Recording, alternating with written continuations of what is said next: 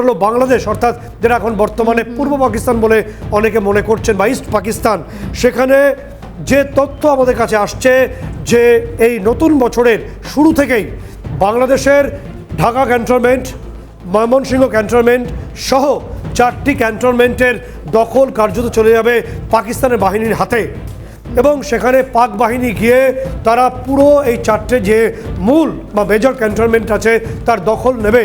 এটাই গোয়েন্দা রিপোর্ট আসছে আমাদের কাছে বা আমরা জানতে পারছি এবং সেখান থেকে তারা নির্দিষ্টভাবে যেদিকে এগোনোর চেষ্টা করবে, তারা বাংলাদেশের যে বাহিনীকে তারা নাকি ট্রেনিং বা প্রশিক্ষণ দেবে।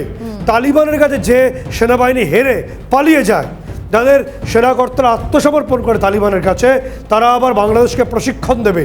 কি প্রশিক্ষণ? বোঝাই যাচ্ছে জঙ্গি প্রশিক্ষণ দেবে।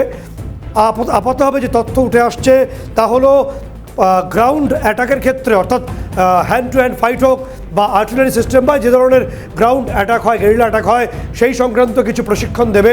পাক মেজর পদমর্যাদার একাধিক অফিসার থাকবেন, তারা দেবেন।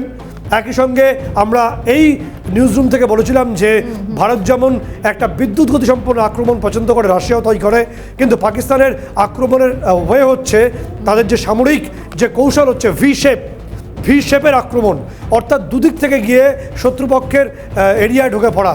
এই ভি শেপ আক্রমণে বাংলাদেশ খুব একটা পারদর্শী নয়। পাকিস্তান সেনাকর্তারা সেই ভি শেপ আক্রমণ দেওয়ার চেষ্টা করবেন। এবং তোমাকে বলবো যে তথ্য আসছে, যে ছবি আসছে আমাদের কাছে, যে এখনো পর্যন্ত পাকিস্তানের কাছ থেকে যে বাংলাদেশ যে শর্ট রেঞ্জের যে ক্ষেপণাস্ত্র কিনছে সেটা HATF-2। এই HATF-2 কিনছে 400 কিলোমিটার পর্যন্ত রেঞ্জ এবং এটা হাতে চলে আসবে। তাহলে পাক কর্তাদের প্রশিক্ষণ বাংলাদেশের সেনাকে একই সঙ্গে HATF-2 দ্বারা নিচ্ছে। যদিও বাংলাদেশ ভুলে গেছে যে আমাদের S-400 রয়েছে, 2 মিনিট লাগবে ওটাকে স্টপ করতে। একদম দায়িত্ব নিয়ে বলছি, সেনাকর্তারাও জানেন সেটা। এটা বাংলাদেশের মৌলবাদীদের খুশি করতে আপনারা কিনছেন।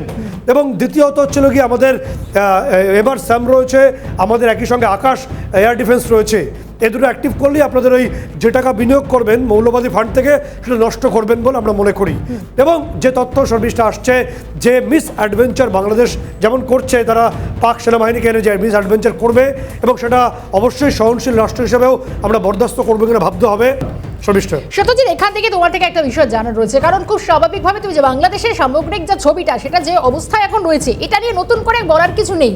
কিন্তু বিষয় হচ্ছে যে আমি যদি এবার আসি যে এই বাংলাদেশে তুমি যেরকম বলছো নাকি পাকিস্তানের সেনা ঢুকবে, তারা নাকি প্রশিক্ষণ দেবে, সবটাই নির্ভর করছে কারণ পাকিস্তানের কাছে বন্দুক রেখে বাংলাদেশ ভারত বিদ্বেষী মনোভাবে তারা এগিয়ে যাচ্ছে। কিন্তু আমি যদি এবার একটু পাকিস্তানের দিকে তাকাই, 2011 সালে তৎকালীন বিদেশ সচিব, মার্কিন বিদেশ সচিব হিলারি ক্লিন্টন পাকিস্তানকে সতর্ক করেছিলেন। তিনি বলেছিলেন যে ঘরের উঠোনে সাপ পুষে রেখে যদি আশা করেন যে সেই পোষা সাপ শুধুমাত্র আপনার প্রতিবেশীদেরই কামড়াবে, তাহলে বোধহয় ভুল করবেন এবং সেখানে থাকা আরো অনেকেই কিছু ছোবল মারতেও পারে।